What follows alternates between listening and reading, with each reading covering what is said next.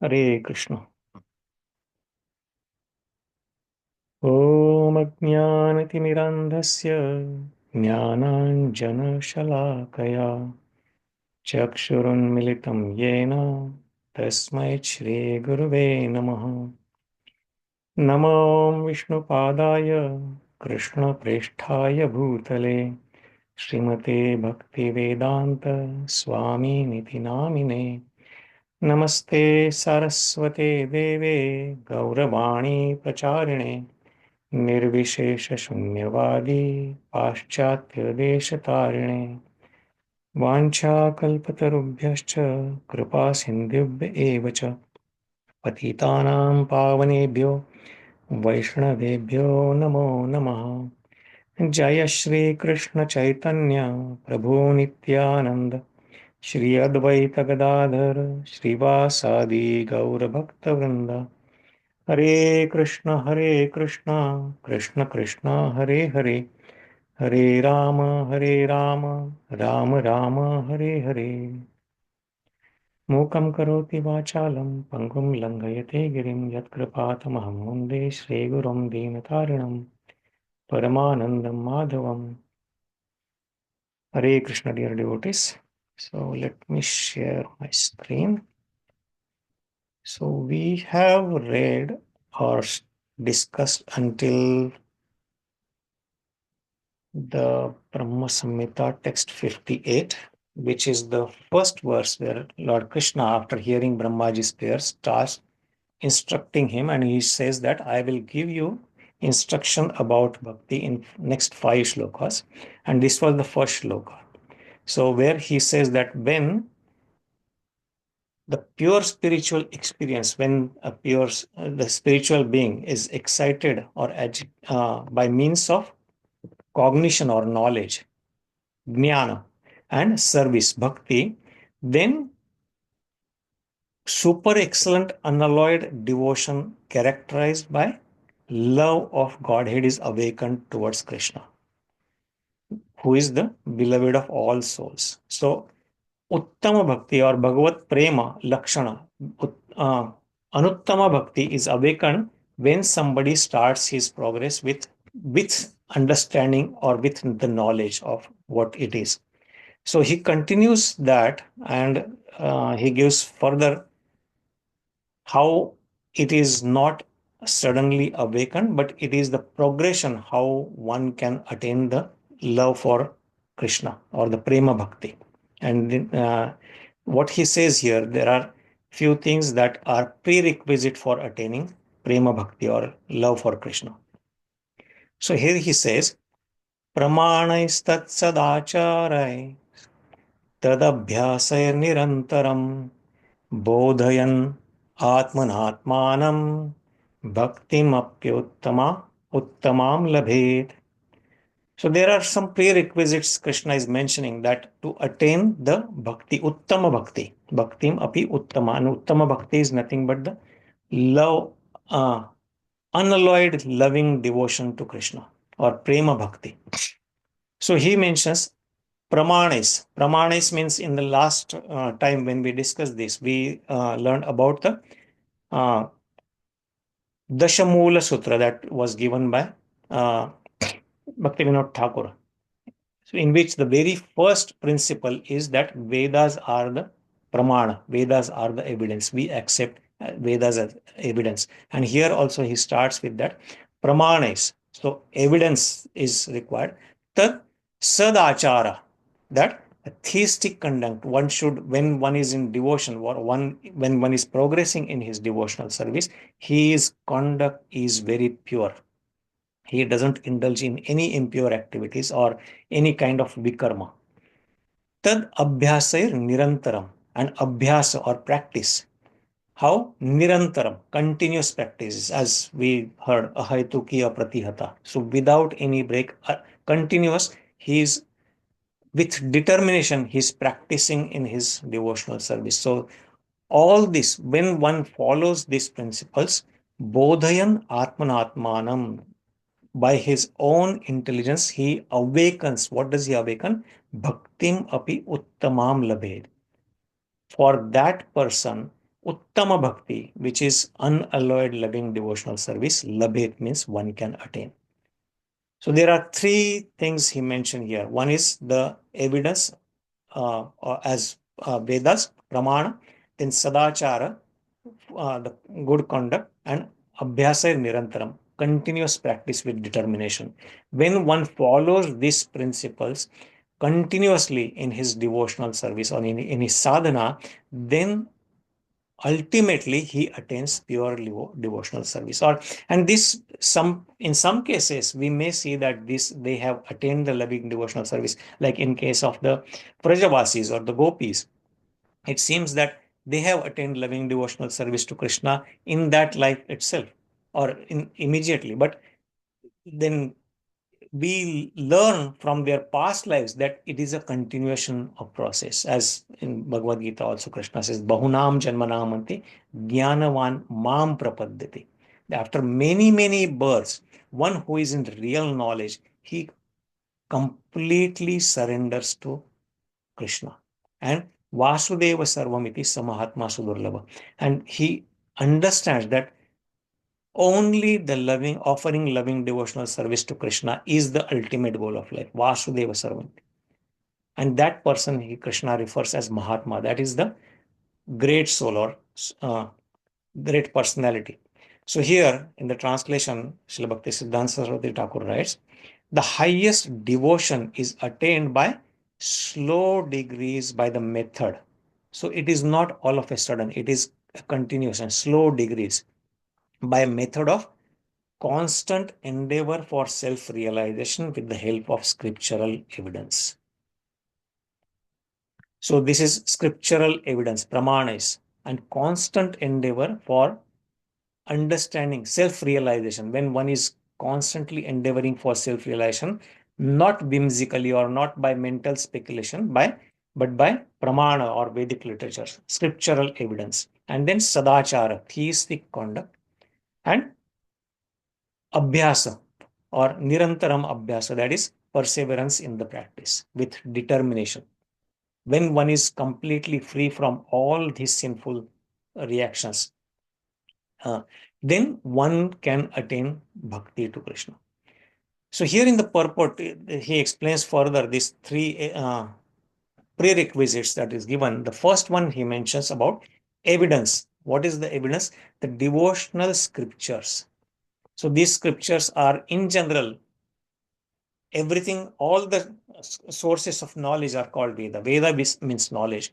So including the four Vedas, all the Puranas, Itihasa, Upanishads, everything are called Vedas. So these are the scriptures, devotional scriptures. So when one uses these scriptures as evidence for following the on the path of his devotional service. So the devotional scriptures, example Srimad Bhagavatam, the Vedas, the Puranas, the Gita, etc.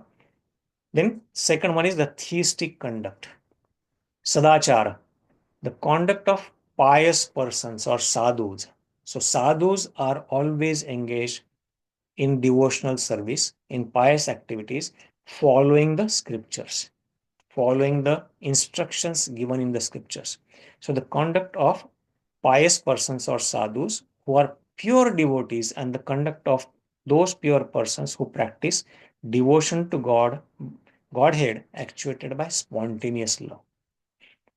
So following the acharyas who have already attained devotion, or as in Bhagavad Gita, Krishna says how we can accept a guru or whom we should follow instruction of one who is tattvadarshi. Tad vidhi pranipatena pariprashnena sevaya upadekshanti te jnanam jnaninas tattvadarshina. One who is tattvadarshi, one who has seen the truth, one who has attained the spontaneous love for Krishna. That type of person, when we find and we follow them and we follow all those pious souls who are on that path, so that is a theistic conduct or sadācāra. And then third one is nirantara abhyasa or practice. So to learn about the 10 basic principles that we learned about last time, which Bhakti Siddhanta Saraswati Thakur gives mentions in the last previous verse purport, which are given to us by Bhaktivinoda Thakur. So Dashamula from the Shastras and receiving the name of Sri Hari is laid down in the same embodying name, form, quality, activity, and divinity. So when one is following this practice, nirantara, continuously, so when one follows all these three prerequisites, the evidence, then theistic conduct, and practice, nirantara abhyasa, then one is eligible to attain the loving devotional service of Krishna.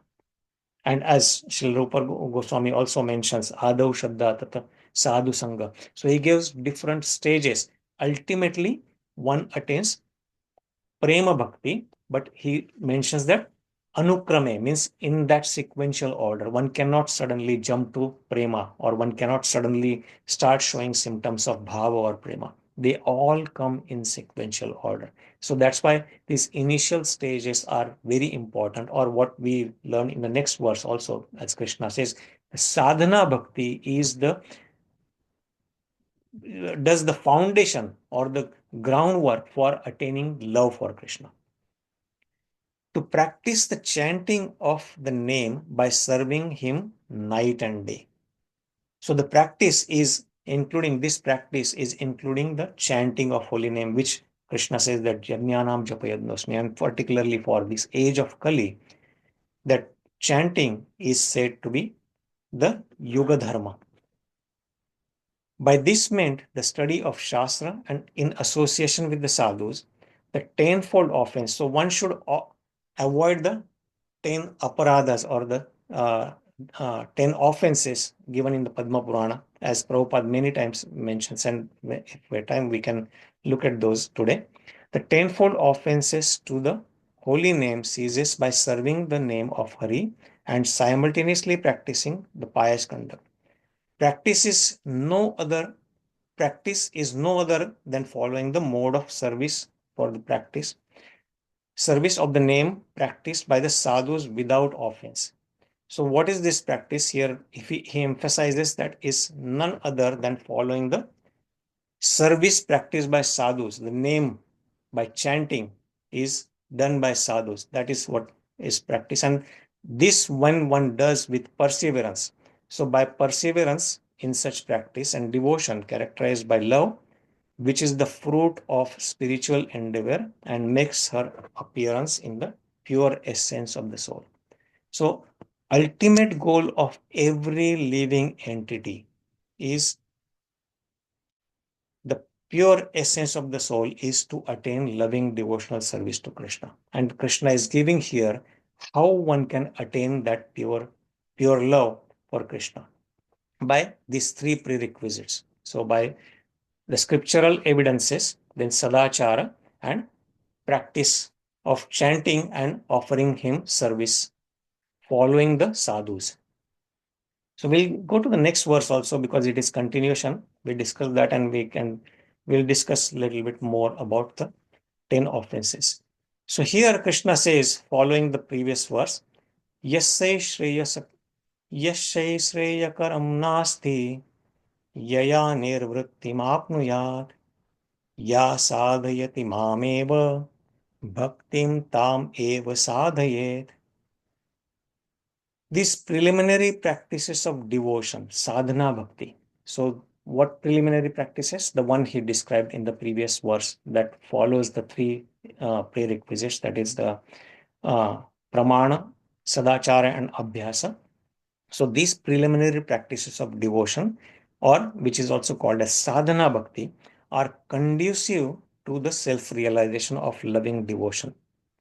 And which that loving devotion, than whom there is no superior well-being, who goes hand in hand with the attainment of the exclusive state of supreme bliss, and who can lead to myself. And this is Krishna is telling to Brahmaji. So these practices are the groundwork, or the sadhana bhakti is required because it is conducive to the realization of loving devotional service. So to attain prema bhakti, sadhana bhakti is required. One cannot just attain prema bhakti.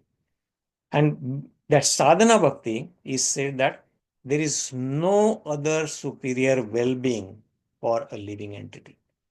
There is no other superior goal than attaining love for Krishna, who goes hand in hand. And what is, by attaining this love for Krishna, what happens is one also attains nirvṛtim āpnuyāt. Nirvṛtim means the supreme bliss or the spiritual happiness. So the side effect of that is who goes hand in hand with attainment of the exclusive state of supreme bliss.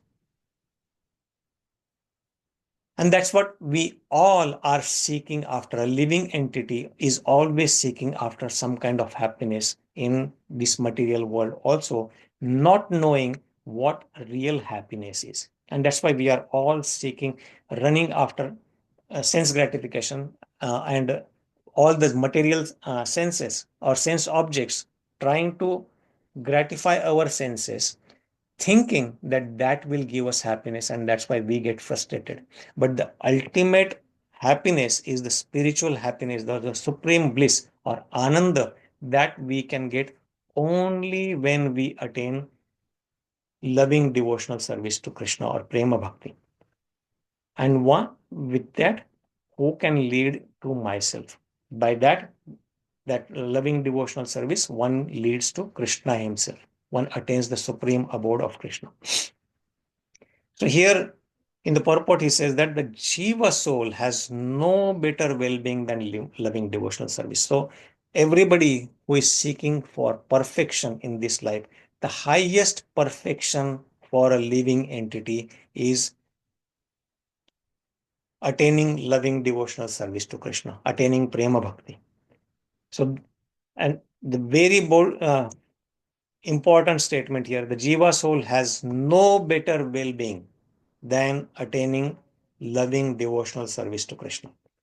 And in this is realized the final beatitude of the Jivas. So that is the final goal, ultimate goal of Jiva. The lotus feet of Krishna are attainable only by loving devotion. Bhaktya mama vijanati yavanischasmi tatvata. Krishna says in the Bhagavad Gita, only by bhakti one can know me the way I am, and only that bhakti one can attain me. He who cultivates the preliminary devotional service, anxiously keeping in view that realized state of devotion, can alone attain to that object of all endeavor. None else can have the same. So who can attain the loving devotional service?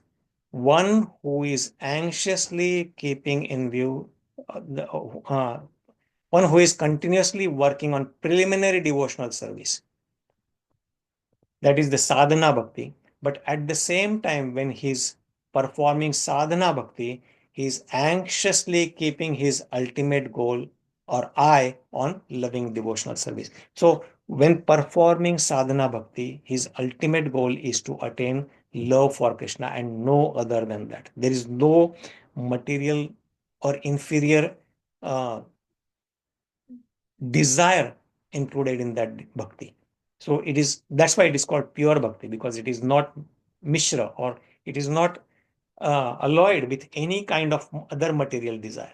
It is not that, oh, I want some material gain, I want some other, I want promotion in my job, or I want my business to flourish or anything. There is no goal. Ahaituki apratihata.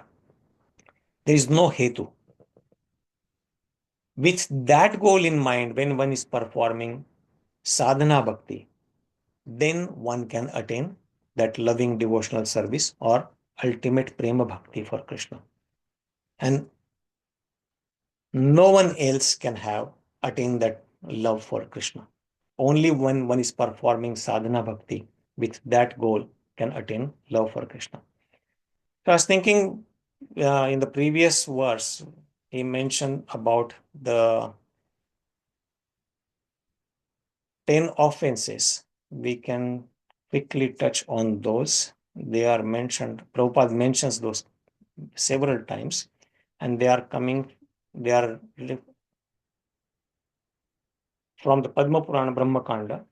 So here, the first offense this is just a recap for all of us to go through the 10 offenses when we are chanting the holy name, when we are performing our japa, to blaspheme devotees who have dedicated their lives to chanting the holy name of Lord. The holy name, who is identical with Krishna, will never tolerate such blaspheming activities. So, two things here. One is, first, it is established that the holy name is identical with Krishna. Nama Chintamani Krishna, Chaitanya Rasa Vigraha, and Nama Nami are Abhinna, Abhinnatvat Nama Namina. So, because Krishna and his name are non-different, so Krishna will never tolerate a blasphemy of devotees who are chanting his name. So this blaspheming devotees who have dedicated their lives to chanting the holy name is one of the great offense. Second one is to consider the name of Lord Shiva, Brahma, or other devatas to be on the equal with the holy name of Lord Vishnu. So Lord Krishna is the supreme personality of Godhead. It is established in all the Vedic literature. Krishnastu Bhagavan Swayam. But somebody who considers Lord Krishna as just like any other devata, including Lord Brahma or Shiva, even though they are great personalities, but if somebody tries to say that Krishna and Krishna is on the same grounds as at the same level as Lord Brahma and Shiva or other devatas, then that is a great offense. Then Guru Avagnya, to disobey the orders of spiritual master. First thing is actually in Srimad Bhagavatam, it is mentioned that one should never even consider that Guru as an ordinary person. And one should give him respect just like one gives to the Supreme Personality of Godhead. So to disobey the order of spiritual master or to consider him an ordinary person is the third offense. Then Shruti Shastra Nindanam, Ninda, or the blasphemy of Vedic literature. So to blaspheme the Vedic literature or the literatures in pursuance of the Vedic version, because they are considered as the evidence, we just saw that was one of the prerequisite. Krishna also mentioned that pramāṇa. So one should never blaspheme the Vedic literature or the evidences given in the Vedas. Then Arthavada, to give some interpretation for bhakti or the chanting, that one should consider this as one of the karma kanda activities, or giving some different type of meaning, or trying to explain it with mental speculation. So to give some interpretation to the holy name of Lord is another, the fifth offense. Then Harinamani Kalpanam, to consider the glories of holy name of the Lord as Kalpana or imagination. So one should not consider this as just somebody concocted this and I'm following this because somebody told me this is just somebody's imagination. No, it is coming from the Vedic literature, and that's what we have received from Guru Shishya Parampara. Then this is one of the great that Prabhupada mentions, Namnad Balad Yasyahi Papa Buddhir. So to think that the Hare Krishna Mahamantra can counteract all sinful reactions, and one may therefore go on with his sinful activities and at the same time chant the Hare Krishna Mahamantra to neutralize them, is the greatest offense at the lotus feet of the Harinama. So if somebody thinks that, oh, I'm chanting, so I can do anything, and then chanting will counteract that sinful activities. Just like in the Christian culture, when people go to Sunday church and ask for forgiveness, what is that called? I forgot the word. They ask for forgiveness when they go to church. That, oh, I did this of confession. Confession. Yeah, that's the word I was thinking about. So they go and ask for confession, and with the if they are going with the mentality that, oh, I have asked for forgiveness, now I am free from all the sinful activities I have done past week, and then now I am free to do more sinful activities. There's one nice story I heard about this, that one of the devotees, Christian devotees, go to the church, and then every week he donates some amount to the church, and then he asks for confession to the father there. So every week he gives, say, $10. So one week he gives, and then he just hands over $50 and then asks for confession. So father says, "Oh, my son, you are so nice today. You give generally $10, but today you are giving $50." So he says, "No, father, I am going on vacation to Hawaii for 5 weeks. So I won't be able to come. So I'm giving it for the next 5 weeks." So that was just a, but yeah, so if somebody thinks that because I am chanting, all my sinful activities will be counteracted, and then I am free to do more sinful activities, and then I'll continue chanting, that is the greatest offense. Namnat baladhyasya hi papa buddhir. Then the next one is to consider the chanting of Hare Krishna Mahamantra to be one of the auspicious ritualistic mantras mentioned in the Vedas as fruitive activity. Just like in Karma Kanda, there are so many different mantras are given. By performing those rituals, one can gain some material benefit. So there are, like, if you want to get some good wife, then you worship Mother Parvati or Uma Devi. Or if you want to get good health, you perform you chant some mantras and perform devotional service or worship sun god, uh, who is source of energy, and so on. So if one considers that chanting of Hare Krishna Mahamantra is like that, and it is just one of the Karma Kanda activities, performing some rituals, then that is considered as a great offense towards chanting. If it is an offense to preach the glories of the holy name to the Lord to the faithless. Now, this Prabhupada sometimes excuses us from this offense. He says that in this world, when we are preaching, unfortunately, everybody is faithless. So we should take, because lessons from Nityananda Prabhu, who, even though Jagai and Madhai were very sinful personalities, they have done all kinds of offenses and everything, but still, as a Vaishnava is paradukha dukhi. He is dukhi not for his own miseries, but he is dukhi because, or he feels sorry because others are suffering. So he is always trying to elevate, or always trying to deliver everyone else in this planet, on this planet, or in this whole creation for that matter. So though this is given as an offense, it is an offense to preach the glories of holy name to a faithless person.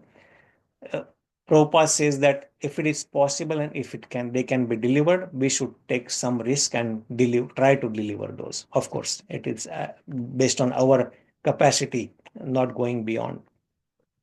And then the last one, if one has heard the glories of the transcendental holy name of the Lord, but nevertheless continues in a materialistic concept of life, thinking, I am this body and everything belonging this to body is mine, aham mameti, and does not show respect and love for chanting the Hare Krishna Maha Mantra, that is an offense. So while chanting, if one continues to live in materialistic life, that is also considered as an offense.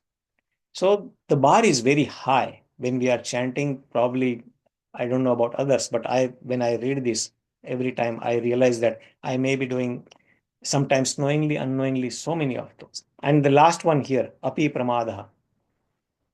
It is also an offense to be inattentive while chanting. So I just wanted to recap this because I once in a while read this to just get a gist of how one should be chanting and what I should be mindful when I'm chanting. So these 10 offenses, I always try to go through this periodically and try to at least cultivate that my chanting is offenseless to some degrees. But this is good to know. So that's why I thought it'll be a good recap for us. So it's 9:32 already. We'll stop here. So thank you very much, Shankaran Prabhuji, Prajijon Prabhu, Mataji's. Hare Krishna. Thank you, Prabhuji. It's very nourishing, Right. offenses and everything you mentioned. Prabhuji, please send me that offenses that is also in the chat group and everything. I can sit in the chat group, Mataji. Hare Krishna. Hare Krishna, Prabhuji. Yeah, thank you, Prabhu, for reminding that the devotees are paradukka dukhi. That he is not dukhi for his own time, but for others' welfare.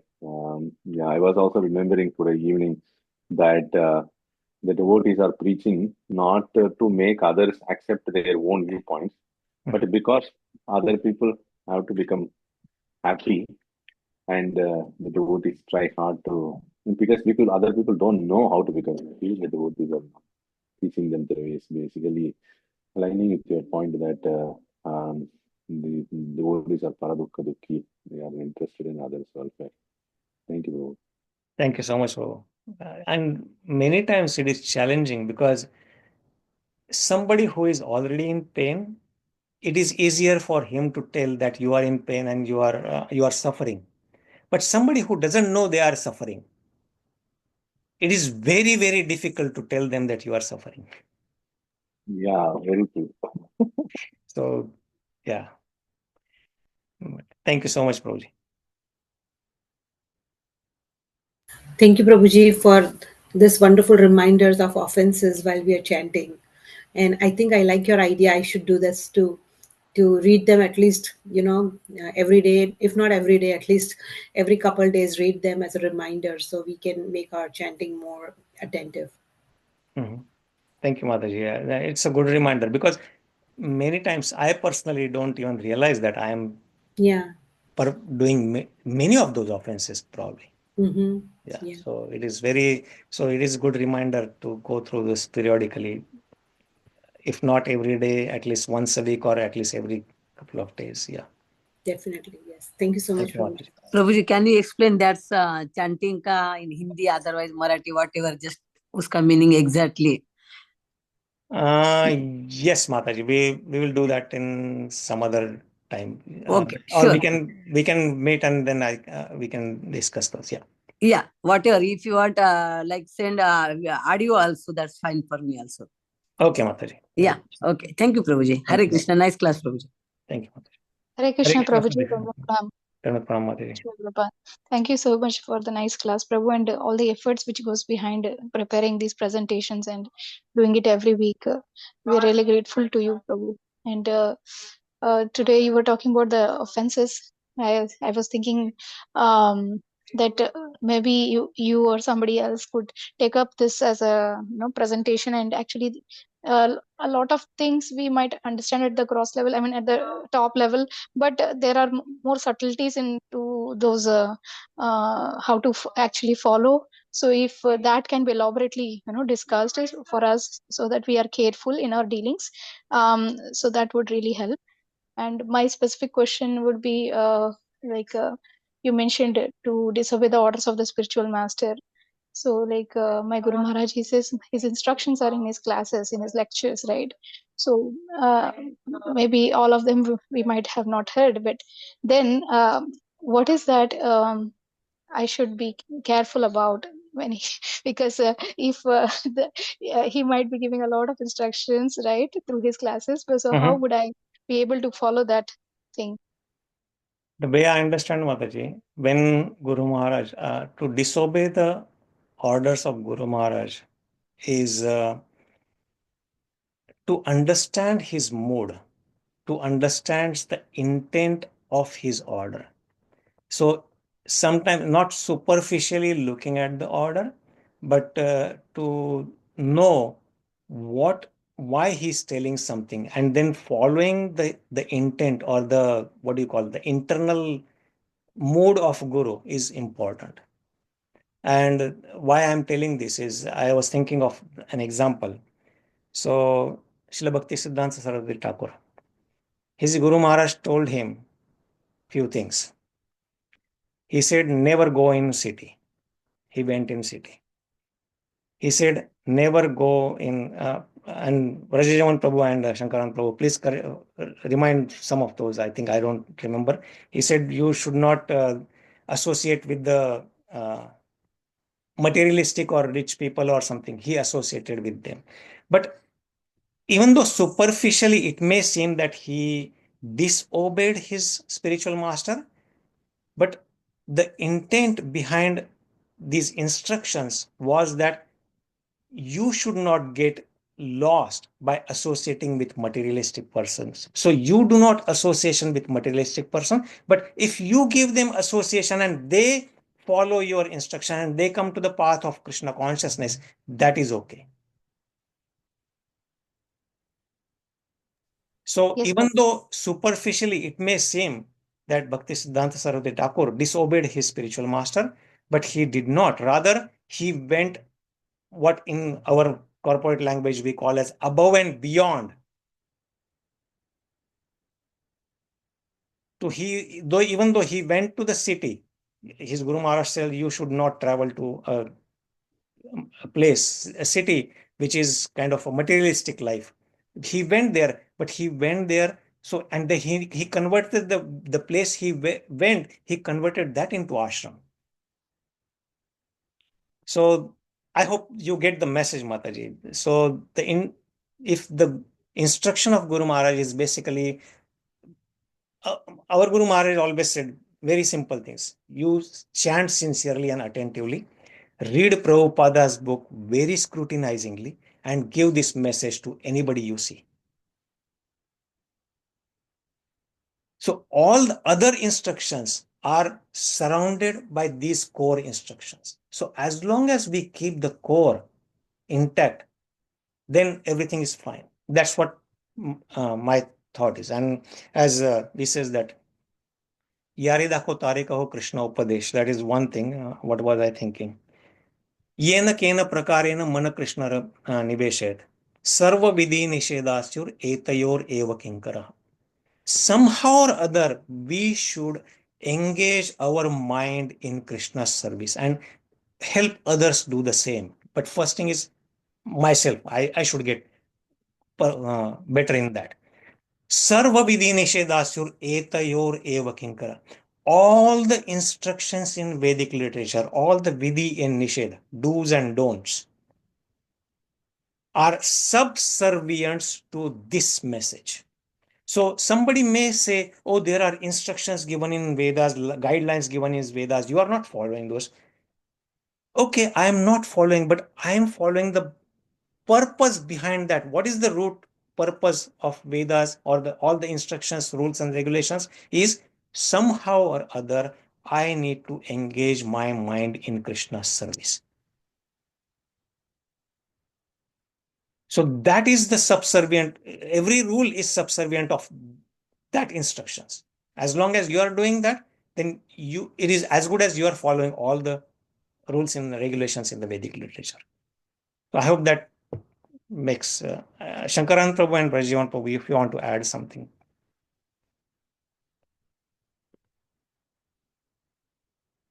Shankaran Prabhu, you are muted. Oh, sorry. Thank you very much, Prabhu, for first of all, I don't know, bringing up, refreshing this 10 offenses to the holy name. Now, coming to the point, you were saying about apparent disobedience.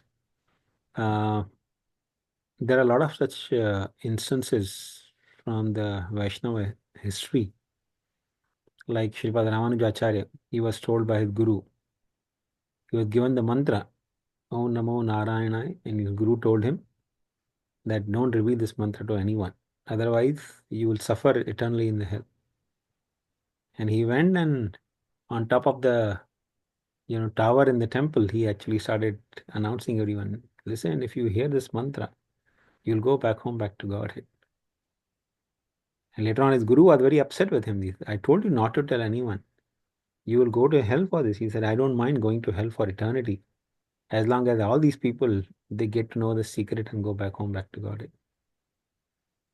Yeah. So, Thank you for sharing that, Prabhuji. keeping the mood intact. Yeah. Is actually so crucial. Yeah, that is the most important thing. Yeah. Thank you so much for sharing that.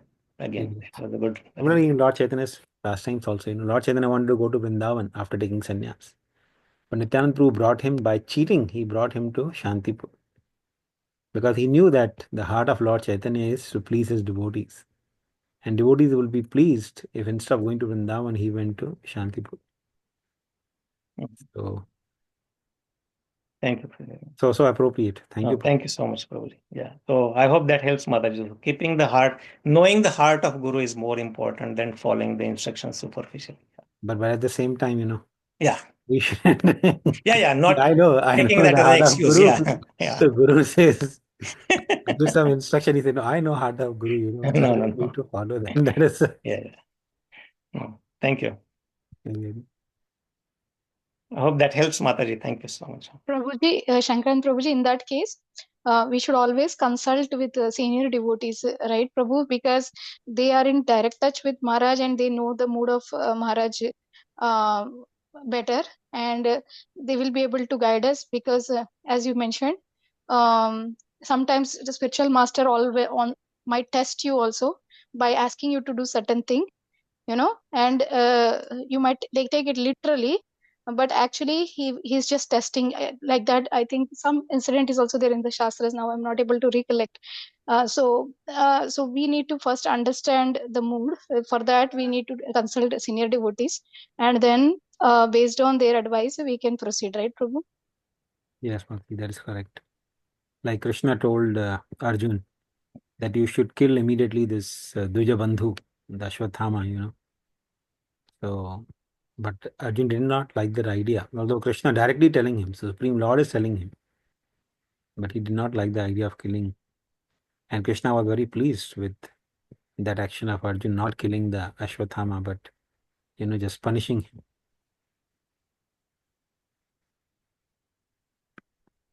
Thank you, Prabhu, for reminding that incident. I forgot. Yeah, thank you so much. Thank you. Hare Krishna. Thank you. Prabhuji. And thank you for bringing that point, Mataji. That is really very important point. Yeah. So thank you so much, Prabhuji.